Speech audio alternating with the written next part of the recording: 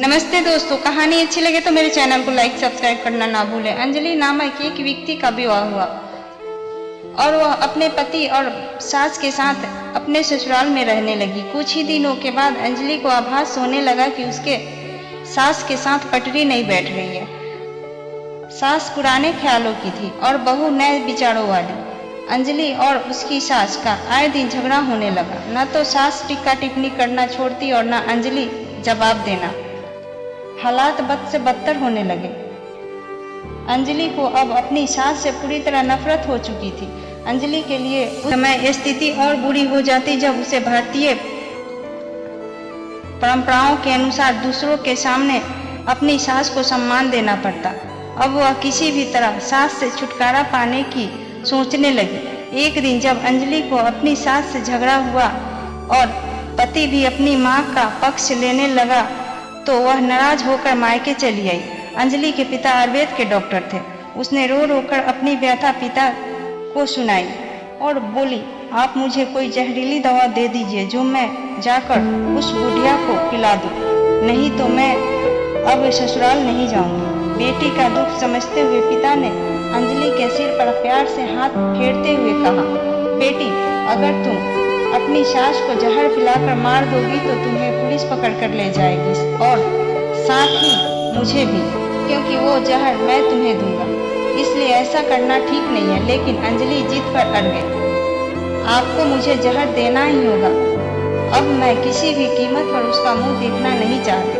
कुछ सोचकर पिता बोले, ठीक है, जैसी तुम्हारी मर्जी, लेकिन मैं तुम्हें जेल जाते हुए नहीं देख सकता। इसलिए जैसा मैं कहूँ वैसा ही तुम्हें करना होगा। मंजूर हो तो बोलो, क्या करना होगा? अंजलि ने पूछा।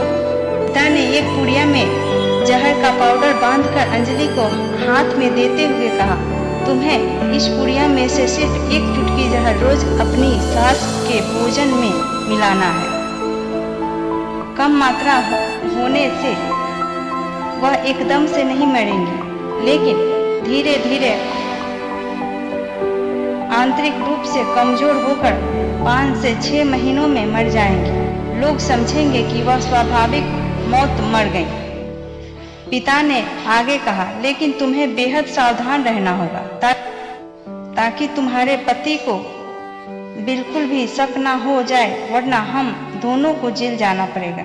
इसके लिए तुम आज के बाद अपनी सास से बिल्कुल कभी भी झगड़ा नहीं करोगी। यदि वह तुम पर कोई टिक्का टिप्पणी करती है तो तुम चुपचाप सुन ले। बोलो, कर पाओगी ये सब? अंजलि ने सोचा, 6 महीने की ही तो बात है, फिर तो छुटकारा मिल ही जाएगा।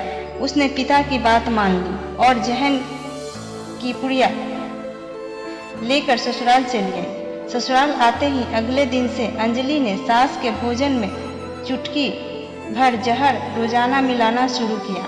साथ ही उसके प्रति अपना बर्ताव ही बदल लिया। अब वह सास की किसी भी ताने का जवाब नहीं देती, बल्कि क्रोध को पीकर मुस्कुराते हुए सुन लेती। रोज उसके पैर दबाती और उसकी हर बात का ख्याल रखती। कुछ हफ्ते बीतते बीतते सास के स्वभाव में भी परिवर्तन आना शुरू हो गया। बहू की ओर से अपने तानों का उत्तर ना पाकर उसके ताने अब कम हो चले थे, बल्कि वह कभी कभी बहू की सेवा के बदले आशीष भी देने लगी थी।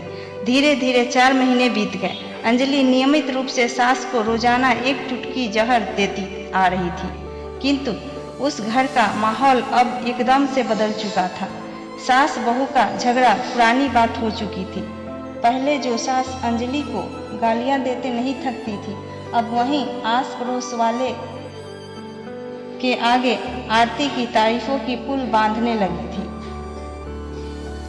बहू को साथ बैठाकर खाना खिलाती और सोने से पहले जब तक बहू से 4-5 प्यार भरी बातें न कर ले, उससे नींद नहीं आती थी। 6ठा महीना आते आते अंजलि को उसकी सास उसे बिल्कुल बेटी की तरह मानने लगी है। उसे भी अपनी सास में माँ की छवि नजर आने लगी थी। जब वह सोचने लगी कि उसके दिए जहर से उसकी सास कुछ ही दिनों में मर जाएगी तो वह परेशान हो जाती थी। इसी वह पोह में एक दिन वह अपने पिता के घर दोबारा जा पहुंची और बोली, पिताजी मुझे उस जहर के असर को खत्म करने की दवा दीजिए, क्योंकि अब मैं अपनी सास को मारना नहीं चाहती। वो बहुत अच्छी हैं और अब मैं उन्हें अपनी माँ की तरह चाहने लगी हूँ। पिता ठठाकर हंस पड़े और बोले, जहर कैसा? जहर मैंने तो तुम्हें दिया ही नहीं, तुम्हें जहर के नाम पर हाजमे की चूरन दिया था।